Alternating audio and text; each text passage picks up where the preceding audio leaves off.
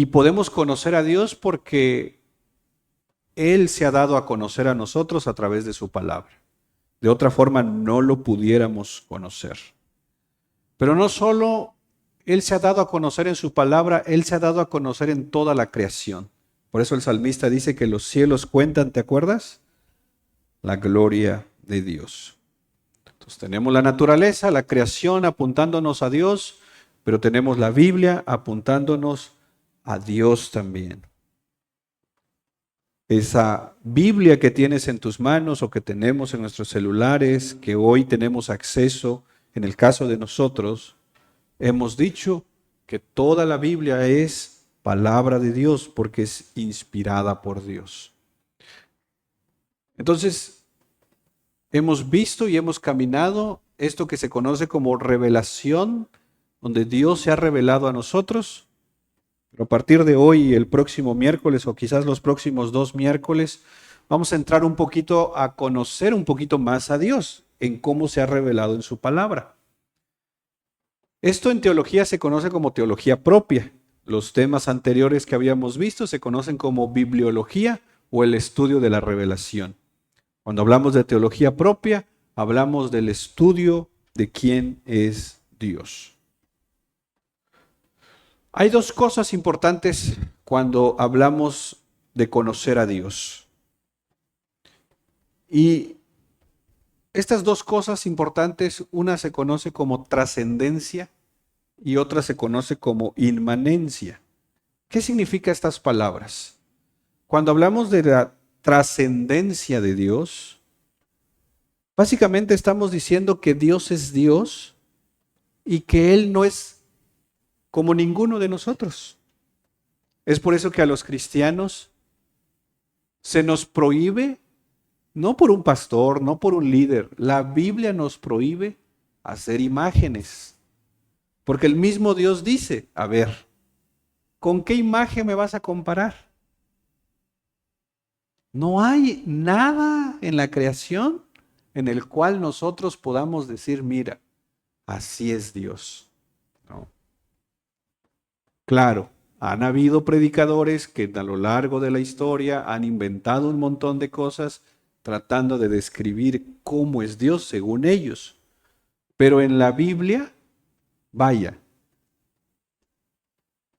aun cuando ya entramos al Nuevo Testamento y hablamos de Jesús, aún no tenemos muchos detalles de la estructura física de Jesús.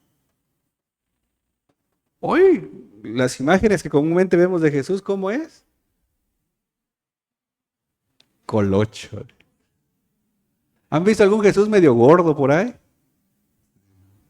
¿Por qué? Con barba. ¿O han visto un Jesús sin barba? Que era reformado. Es más, ¿se acuerdan? Y esto lo he mencionado algunas veces. ¿Se acuerdan por qué cuando Judas llega, cuando lo va a traicionar, le da un beso? ¿Se acuerdan? ¿Por qué le da un beso? O sea, no era como que de repente en las películas, sobre todo en unas películas en blanco y negro, que va Jesús, pues como que hasta brilla, pues Jesús cuando va caminando. Pues. No, hermanos. No había, dice la profecía de Isaías, no había un atractivo en él extra, por así decirlo. No, era un judío de su tiempo y por eso hoy lo caracterizan como se supone eran los judíos de ese tiempo, ¿no? No hay una imagen tal cual, la Biblia no nos dice era de este tamaño, era así, era acá, era lo otro, ¿no? Porque nuevamente Dios no permite, no ha permitido que nos hagamos imágenes de Él. Y una razón, en el caso específicamente cuando hablamos de Dios, es porque Él es trascendente. Nuevamente, Él no es como nada que haya creado. Pero, ojo con esto, no solo es trascendente, dijimos, también es inmanente. La inmanencia de Dios lo que significa es que, aunque este Dios es tan trascendente, que no es como nada de nosotros o ninguno de nosotros, es un Dios cercano, es un Dios que está con nosotros. Quiero hacer aquí una aclaración, porque olvidarnos de estas dos cosas, que Dios es trascendente y Dios es inmanente, podemos cometer algunos errores cuando estudiamos la Biblia. Por ejemplo, si yo dejo de ver al Dios trascendente, es decir, si yo pierdo su trascendencia, corro el riesgo de querer mostrar a un Dios tan humano, vaya, por así decirlo, en un aspecto de que la creación la puedo convertir en Dios. Y eso ha pasado en la historia, por eso existe el politeísmo o el panteísmo, que básicamente es que todo es Dios. Como Dios no es trascendente, entonces Dios termina siendo como cualquier cosa y todo es Dios. De hecho, por eso las culturas de repente empezaban a decir, el sol es Dios, la naturaleza es Dios, el mar es Dios, y entonces toda la creación se vuelve Dios, porque entonces hemos sacrificado, por así decirlo, su trascendencia. Por otro lado, si decimos que Él es tan trascendente, pero no es un Dios inmanente que está cercano a nosotros, y sacrificamos su inmanencia, caemos en algo que la Biblia no dice. Caemos en ver a un Dios lejano de nosotros. Un Dios lejano de nosotros es lo que creen los deístas. ¿Qué es el deísmo? El deísmo dice básicamente que Dios hizo al mundo, los dejó a su deriva y no se volvió a meter en el mundo. Es decir, que aunque Dios existe e hizo el mundo, Dios no tiene nada que ver y no quiere nada que ver con el mundo. Otros, al quitar la inmanencia de Dios, esta cercanía de Dios, pueden caer hasta en el ateísmo. Y el ateísmo es básicamente decir que Dios no existe. Entonces, por un lado tenemos a un Dios trascendente, no es como nada de lo que pudiéramos imaginar, pero por el otro lado tenemos un Dios inmanente, un Dios cercano a nosotros. No podemos sacrificar, por así como lo decía, su trascendencia ni su inmanencia. Dios es trascendente e inmanente. ¿Cómo sabemos esto? Vayamos a la Biblia. En primer lugar, ¿cómo describe la Biblia al Dios trascendente? ¿Cómo se describe la trascendencia de Dios en la Biblia? De entrada, cuando tú abres tu Biblia, ¿qué es lo primero que ves al abrir tu Biblia?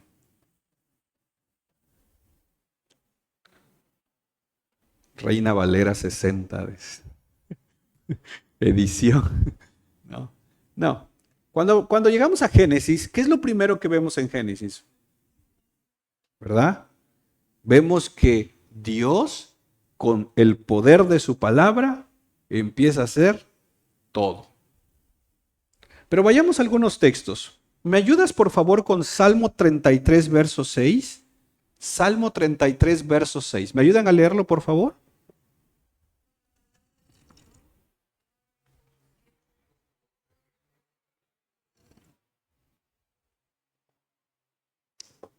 Esto es la trascendencia de Dios. Es decir, ¿qué otro ser es igual a Dios cuando dice que por la palabra del Señor fueron hechos los cielos? Todo su ejército, todo lo que existe en el cielo, por el aliento. Avancemos tantito al verso 9 del mismo Salmo 33. Mira lo que dice. Porque Él habló, ¿qué dice? Él mandó. Entonces, mis hermanos, miren cómo es nuestro Dios. Miren, hermanos, tú y yo nos podemos pasar horas declarando y declaro y declaro y declaro y no va a pasar nada. ¿Sabes por qué? Porque no somos Dios. El único que al hablar puede hacer que pase algo, ¿sabes quién es? Dios. Él es nuestro Dios. Es por eso que le oramos a Él, para que Él obre, para que Él haga. Y cuando Él hace, ¿quién se lleva la gloria? Él. Pero vayamos a otro texto que nos expresa mejor o más detalladamente la trascendencia de Dios. Quiero que vean que la trascendencia de Dios está en la Biblia. Isaías 40, verso 15 al 18. Isaías 40, verso 15 al 18. Miren, vayamos viendo este texto. Las naciones le son como gota, ni siquiera como un cubo. Dice que son como una gota. ¿Has tenido una gota en tus manos? Dice que para Dios todas las naciones. Dice, y son estimadas como. ¿Puedes poner tantito la NTV, ese versículo, tantito nada más para ver? Dice, no, porque todas las naciones del mundo no son más que un grano de arena. Dice, no son más que una ¿qué?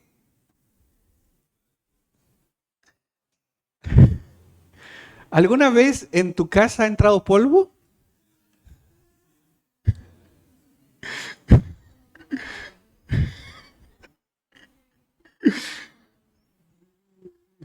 Dijo una hermana, los quehaceres de la casa son como las misericordias de Dios, dice, todas las mañanas son nuevos, dice, y nunca se termina. Bueno, ¿has visto esa capita de polvo que se forma, va? ¿En dónde lo has visto? No, así que en mi Biblia, dice. Carlos Spurgeon decía que algunos cristianos a sus Biblias se les ha formado una capa de polvo en la pasta. Dice que fácilmente se puede escribirles condenado. O sea, condenado de que está condenado, pues, no de otro condenado. También, pues, pero. ¿No? Bueno, mira lo que dice Isaías. Así como esa capita de polvo sobre una balanza para que tengamos la idea, dice, pues esa capa de polvo, dice, es más que las naciones.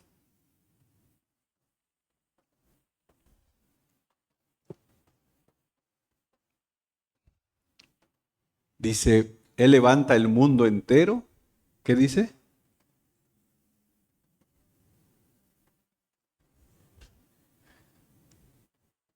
Yo levanté una caja en la mañana, hermanos, y ya no.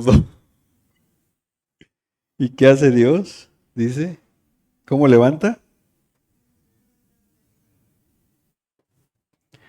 Siguiente versículo, avancemos al 18. Dice el 16. El Líbano no basta para el fuego. Esta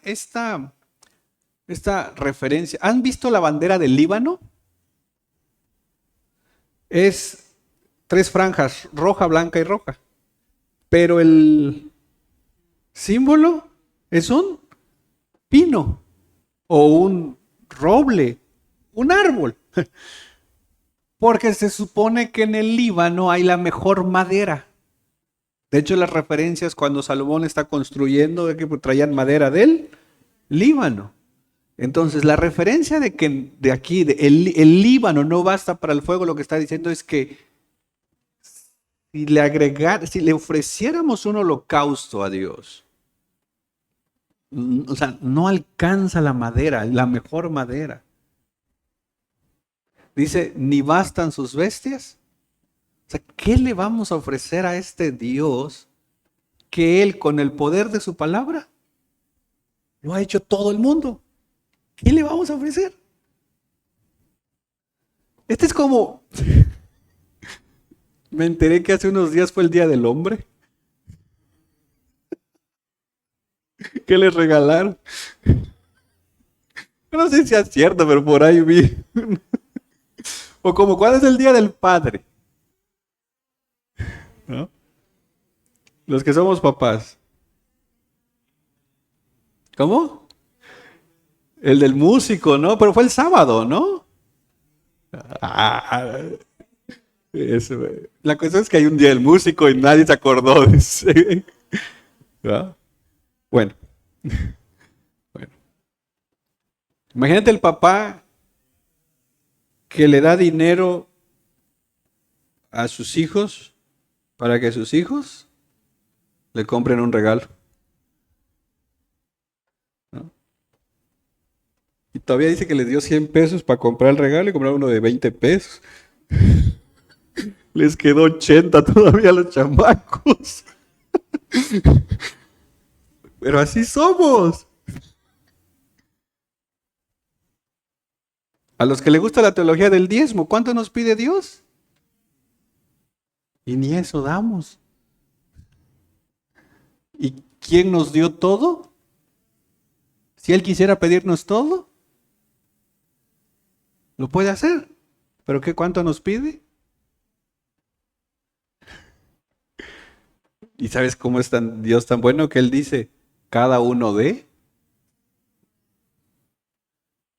Lo bueno que dijo así, entonces voy a 5, dice.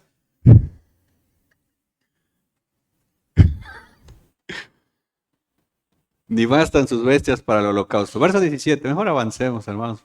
Estamos entrando en terreno peligro.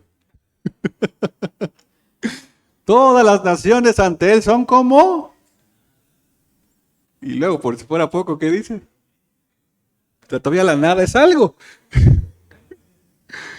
E insignificantes son consideradas. Verso 18. Entonces, ¿a quién pues asemejarán a Dios o con qué semejanza lo comprobarán? ¿Puedes poner el 18 en la NTV, porfa? Mira cómo dice la NTV. ¿Con quién podemos comparar a Dios? ¿Qué imagen se puede encontrar que se le parezca? Esto es la trascendencia de Dios. Esto es tan importante para nosotros como creyentes, mis hermanos, porque tenemos que entender quién es nuestro Dios. Nuestro Dios es tan grande en el aspecto de que el mundo entero dice que es como un granito de arena. Entonces, cuando el mismo Dios le pregunta a su pueblo, mira, ¿con quién me vas a comparar? ¿Con quién? ¿A qué imagen me vas a hacer para entonces tú adorarme? ¿Y sabes qué hizo el pueblo de Israel? Hizo un montón de imágenes.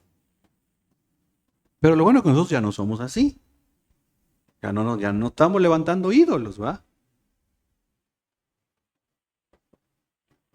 Salmo 89, 6. Sigamos con versículos, porque yo quiero que esto de la trascendencia de Dios, más que entenderla completamente, que básicamente es Dios no es como nada de su creación, quiero que ustedes tengan suficientes argumentos bíblicos para ver la trascendencia de Dios. Salmo 89, 6. ¿Qué dice? ¿Me ayudan a leerlo?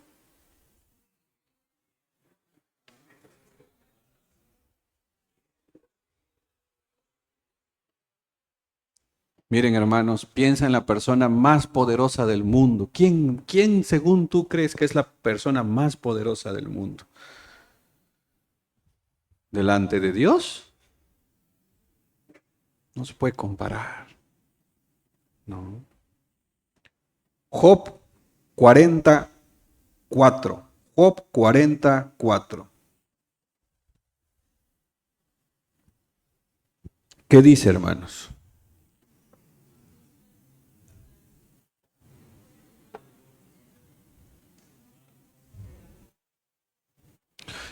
Aquí Job básicamente está reconociendo que Dios, cuando Dios le ha estado hablando ahora a él, conoces estas conversaciones de Job.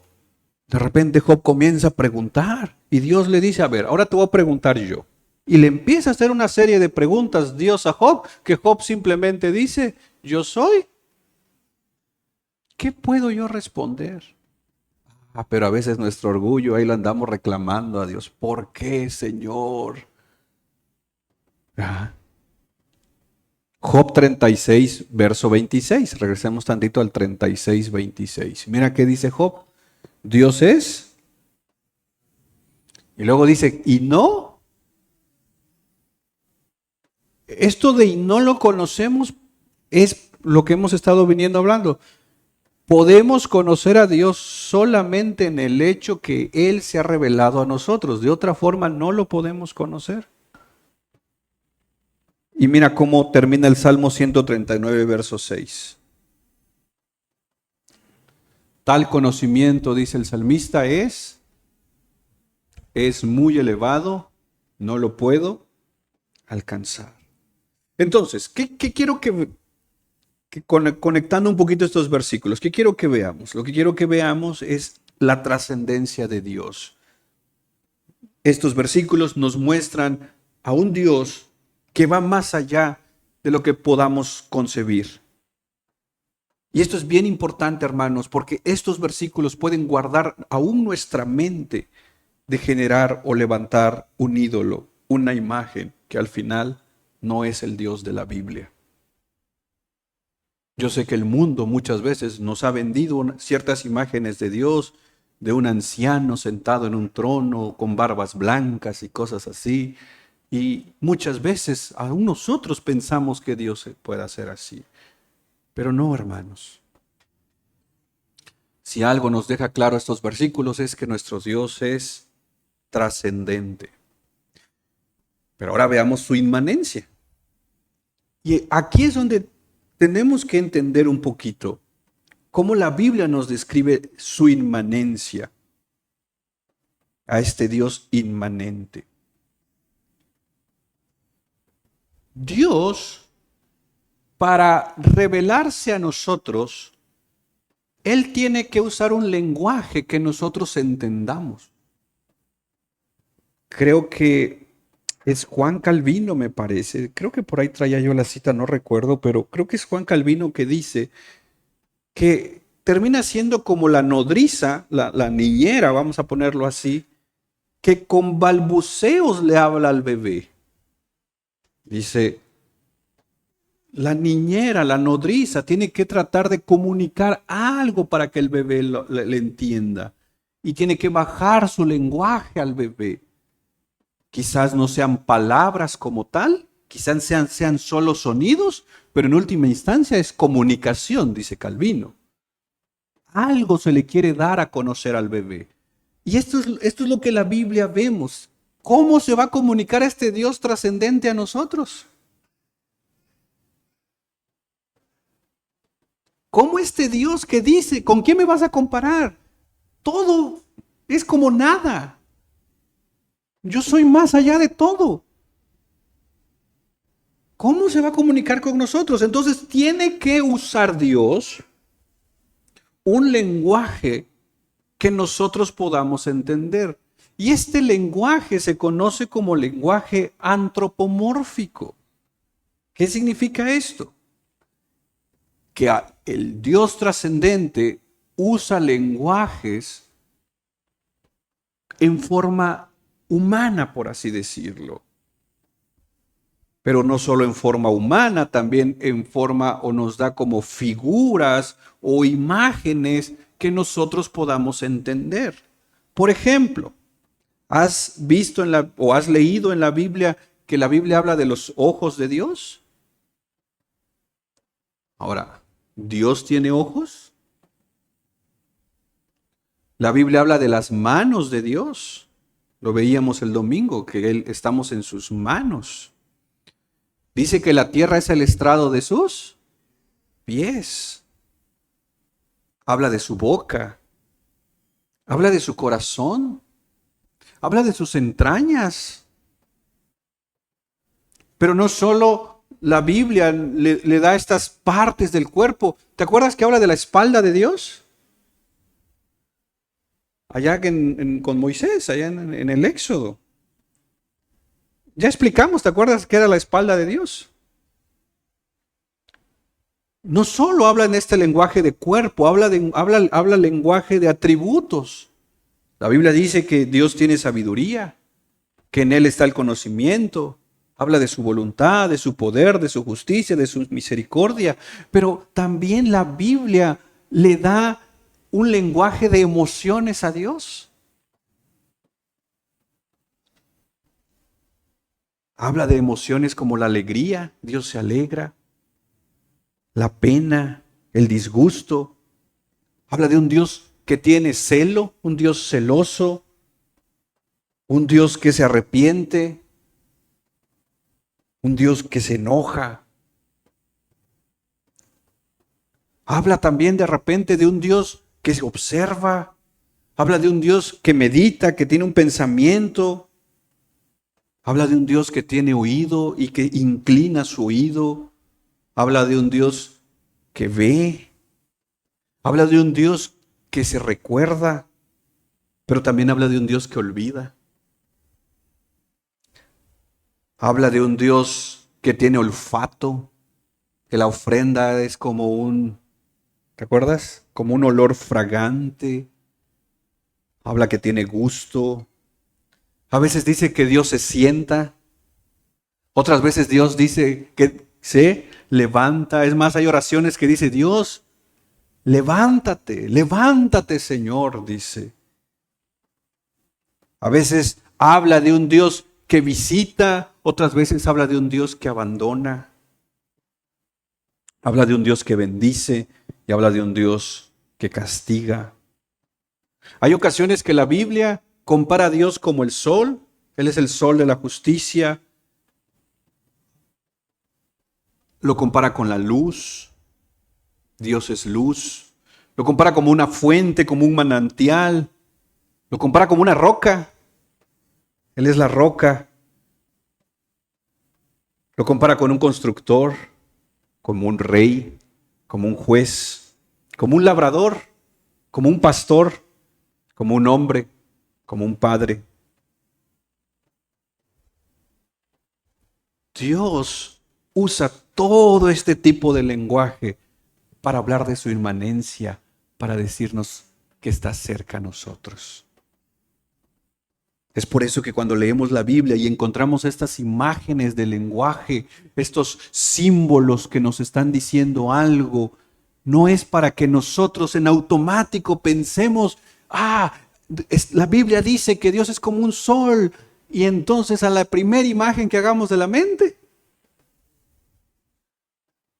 vamos a pensar como esos de los, ¿cómo se llaman? Los Teletubbies, ¿cómo?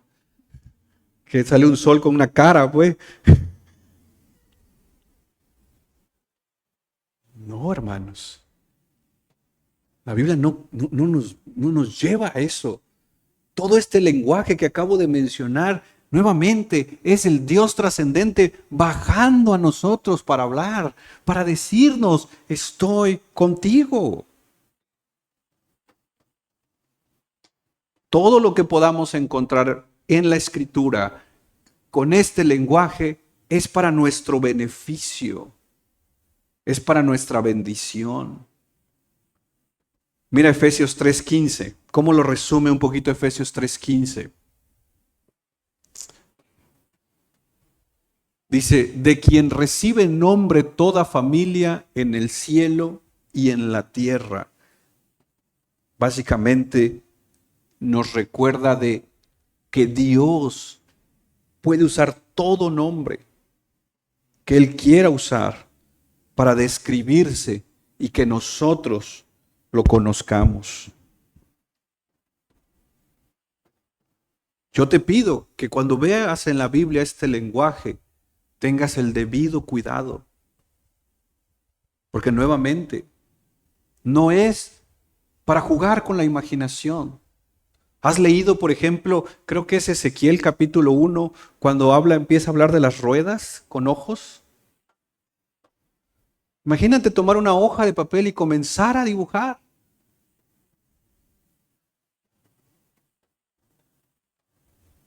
De hecho, creo que hoy hasta han hecho videos de decir, así son los ángeles. No, ese no es el punto de la Biblia. El lenguaje que la Biblia nos menciona es para que nosotros no imaginemos cómo es Dios, sino que creamos que ese Dios está cerca, está con nosotros. No hagamos una imagen de Dios en nuestra mente. El propósito, como he dicho, es entender que el Dios trascendente es un Dios cercano. Es más, me encanta la oración de Salomón cuando dedica el templo. Él dice que Dios inclinaría su oído a la oración. ¿Te acuerdas? A mí me encanta eso y es algo que cuando yo lo leo y oro, es algo que me encanta no imaginarme a Dios con su oído, no, sino saber que Él me escucha. Porque ese es el punto ahí. No es como para pensar, ¿cómo será el oído de Dios? Le saldrá unos vellitos por... No, ese no es el punto. El punto es, tu oración es escuchada. Cuando habla de que Dios inclina su oído, es como decir, ora, porque yo escucho tu oración. Eso es lo que nos está diciendo la Biblia. No para que juguemos con imágenes a nivel de nuestros pensamientos.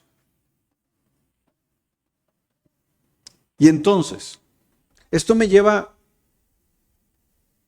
a algo que tal vez a veces preferimos no entrar a esos temas, pero hermanos, cuando hablamos de la trascendencia de Dios, de este Dios trascendente que ya vimos, y al Dios inmanente, este Dios cercano, que ya hablamos un poco de esto, y empiezas tú vas a la Biblia y empiezas a estudiar todo esto que esta revelación de Dios, este estudio que tú haces, ¿sabes cómo se llama?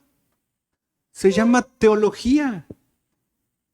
Entonces, mis hermanos, todo cristiano que estudia la Biblia, que a veces agarra un cuaderno y escribe tal vez un versículo en el cual siente que Dios le está hablando, que escribe tal vez una pequeña reflexión de algo que Dios le está hablando, ¿sabes? Eso es hacer teología. Y la idea entonces es hacer teología de una manera correcta. Y entonces, cuando estudiamos estas cosas como trascendencia de Dios o inmanencia de Dios, surgen dos tipos de teologías. Y es importante que sepamos qué teología debemos de hacer. Las dos teologías que existen, hay una que se llama teología arquetípica. Ahí está, gracias. Esa es una teología que existe. La teología arquetípica, pero existe otra. ¿Puedes poner, no sé si tienes la otra? La teología ectípica.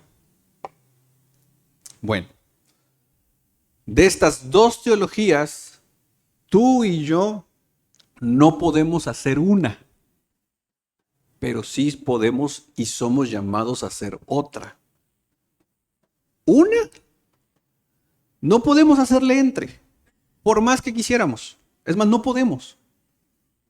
Pero la otra es parte, es más, yo hasta diría, es parte de nuestra responsabilidad hacer esta teología. Y nuevamente, aquí no es como que, pero este es solo para los que van al seminario. No, mis hermanos, en el momento que tú agarras tu Biblia y nuevamente dices, estás leyendo, dices, este versículo, qué hermoso. La Biblia dice que el Señor es mi pastor y nada me va a faltar. Ay, gracias, Señor. El cómo tú estás ya viendo al Señor como tu pastor, como el que camina contigo, el que está contigo proveyéndote. Eso ya estás haciendo teología. Eso es hacer teología. ¿No? La única forma de no hacer teología es no ir a la Biblia. Entonces, cuando tú vas a la Biblia, estás haciendo teología. Entonces, hay dos tipos de teología. Ya dije, la arquetípica y la ectípica. ¿Cuál no podemos hacer? ¿Cuál creen ustedes? No podemos hacer la teología arquetípica, la primera. ¿Qué es la teología arquetípica? La teología arquetípica no es otra cosa que es el autoconocimiento de Dios. Es se conoce como esta teología exclusiva de la Trinidad. Es el conocimiento de Dios que tiene de sí mismo. En otras palabras, ¿qué es la teología arquetípica? Es lo que veíamos que es la trascendencia de Dios. No está a nuestro alcance, nuestro conocimiento no da. Por eso, nuevamente, el lenguaje de la trascendencia de Dios son como ese que decíamos. Todas las naciones son como una gota. No da nuestra mente para imaginar eso, más que pensamos en una gota. Y hasta ahí. Pero cuando hablamos de teología arquetípica, es todo ese conocimiento que Dios tiene de Él mismo. Incomprensible para nosotros. Pero entonces, esta teología arquetípica que se conoce como teología perfecta, es el conocimiento que Dios tiene de sí mismo, es lo que Él sabe de sí mismo, es exclusiva de la Trinidad. Él en su misericordia y en su bondad se revela a nosotros para que nosotros entonces hagamos teología ectípica. La teología ectípica es también conocida como teología derivada. ¿Qué significa? Que deriva de la arquetípica. No sé si me explico. Más o menos. A ver. Dios decide en su soberana voluntad revelar algunas cosas de Él para que nosotros lo conozcamos. ¿Estamos de acuerdo ahí? ¿Y la mayor revelación quién es? Cristo. Ok, por eso, y lo decíamos el domingo, Hebreos capítulo 1, Dios nos ha hablado en muchas maneras, en mucho tiempo, pero hoy nos ha hablado a través de Cristo. Ok.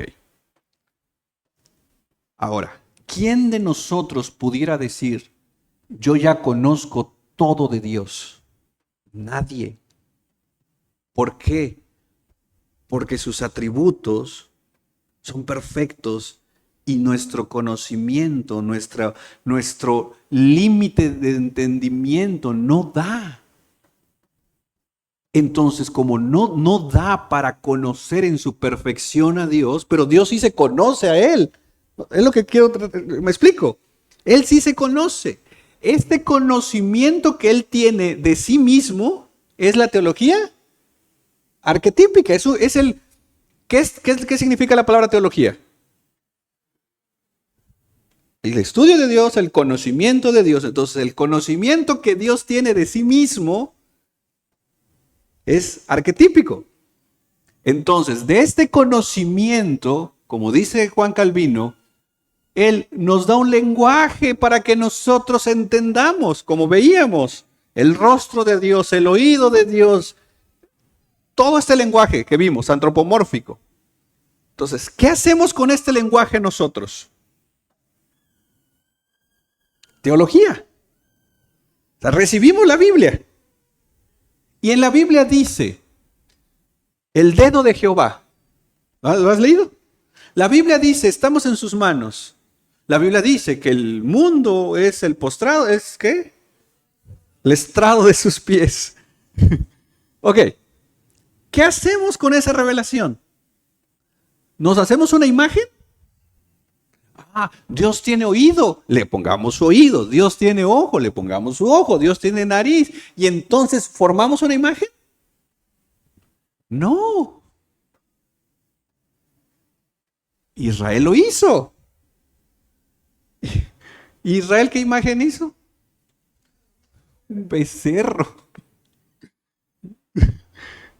Y todavía Aarón dice, Israel dice, ahí está sus Dios que lo sacó de Egipto, dice.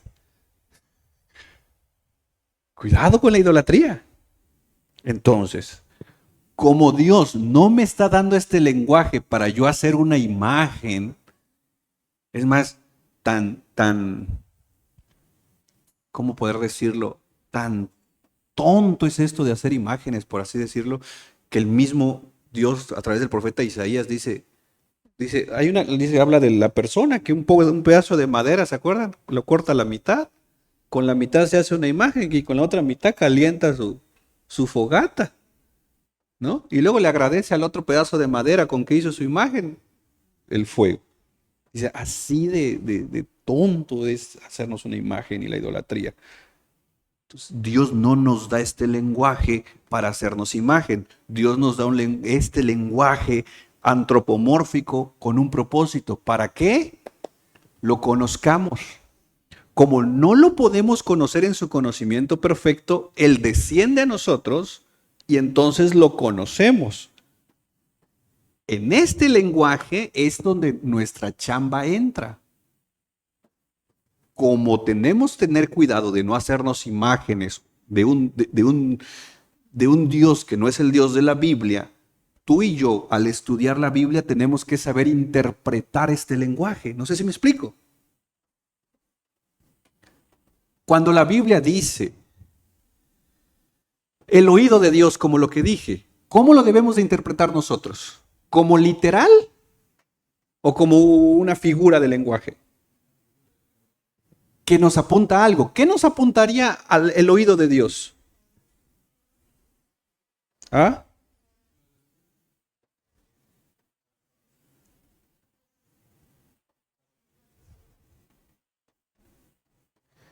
Hermano Juan Antonio, creo que hay unas personas allá afuera, amor, creo que hay unas personas allá afuera que están buscando la entrada a la iglesia.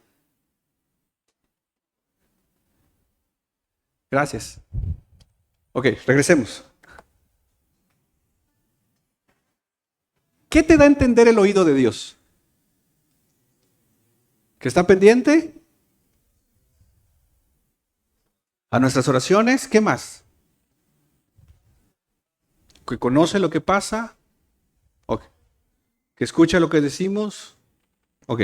Cuando la Biblia habla, por ejemplo, que los ojos de Dios recorren toda la tierra, ¿cómo lo entiendes? ¿Todo lo sabe? ¿Está pendiente? ¿Todo lo ve? Ok. Eso que tú estás haciendo se llama interpretación bíblica, ¿verdad? Tú estás interpretando ojos de Dios, tú le estás dando una interpretación.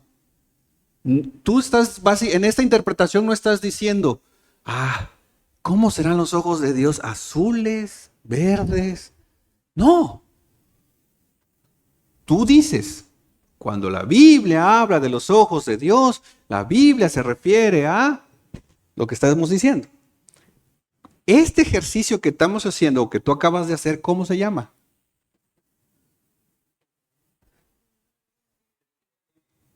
Teología ectípica. La teología ectípica es el lenguaje que Dios me dio, yo lo interpreto correctamente. Entonces, ya dijimos, cuando la Biblia, vamos a seguir este ejercicio. Acuérdense, es miércoles de clase. Ojos de Dios. Déjenme un significado de los ojos de Dios que ustedes puedan interpretar. Que la Biblia dice ojos de Dios, ¿qué creen que signifique? Todo lo ve. Ok. Ahora denme una aplicación. Ve lo justo y lo injusto. Todo lo ve. Una aplicación. Todo lo ve. Una aplicación, ¿cómo se aplica? Porque si todo lo ve lo injusto, lo malo, lo bueno, todo lo ve. Denme una aplicación. Cuido yo cómo me comporto, ¿por qué? Porque todo lo ve. Entonces, yo dejo de esconderme de mi pastor, porque no tiene ningún sentido. Porque en últimas instancias,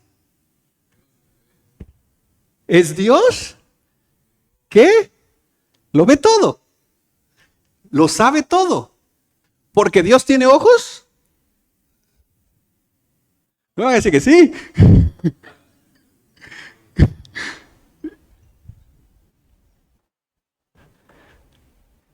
¿Ven cómo se hace teología? De nada sirve, ojo, de nada sirve quedarnos con. El texto dice que los ojos de Dios recorren todo el mundo.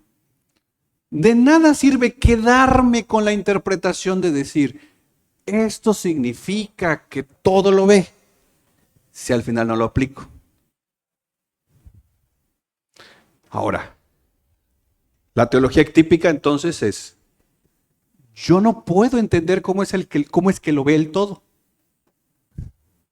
No lo entiendo.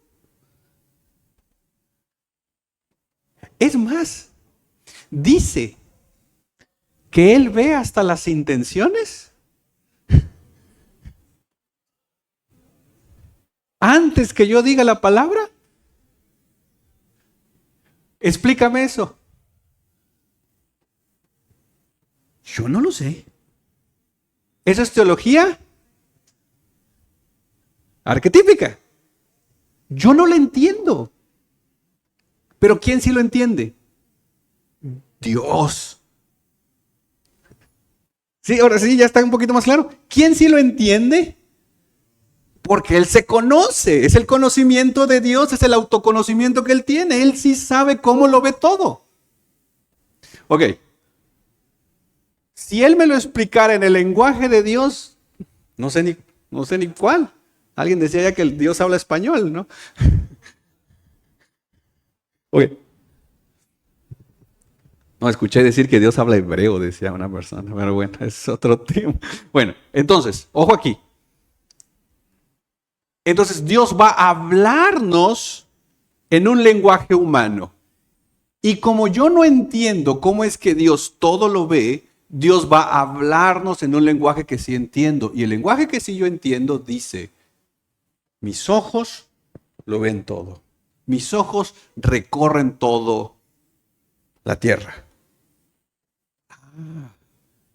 Algo que yo no entiendo de Dios, ahora lo estoy entendiendo.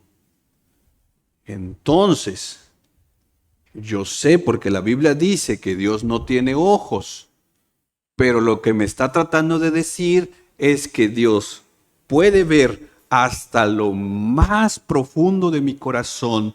Por tanto, cuando la Biblia me llama a vivir una vida en santidad, cuando la Biblia me llama a vivir una vida que lo honre a Él, que yo viva para Él, entenderé entonces que es una vida en el cual, ahí hay una famosa frase, que la vivo coram deo, que es vivir la vida cristiana frente a Él. No tengo a dónde esconderme. Aún mis pensamientos Él lo conoce. Y en esta teología típica que estamos haciendo, ¿cómo voy a ser justificado delante de un Dios que todo lo ve?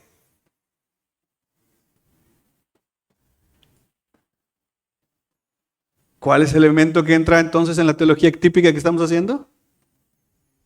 El Evangelio. Porque ¿qué le voy a decir al Señor? Ay, Señor, tú viste que me porté bien. Pero Dios va a decir, tu comportamiento externo era uno, pero las intenciones de tu corazón eran otras.